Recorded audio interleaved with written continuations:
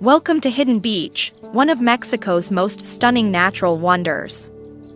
Located in the Marieta Islands, Hidden Beach is a secluded paradise that can only be reached by swimming or kayaking through a narrow tunnel.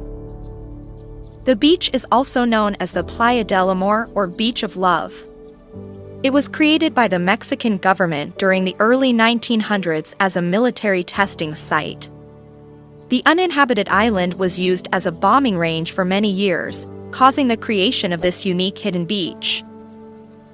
However, the Mexican government recognized the ecological value of the island and declared it a protected area in 2005.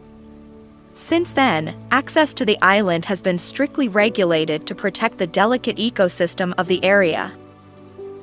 Visitors to Hidden Beach are allowed to stay on the beach for a limited time each day to minimize the impact on the environment. But once you're here, you'll understand why it's worth the effort to get here. The clear blue waters and unique rock formations make it a truly magical experience. If you're feeling adventurous, you can explore the caves and cliffs around the beach. Scuba diving, snorkeling, and kayaking are also popular activities in the area. After a day of exploring, you can enjoy the local cuisine and music at nearby restaurants and bars.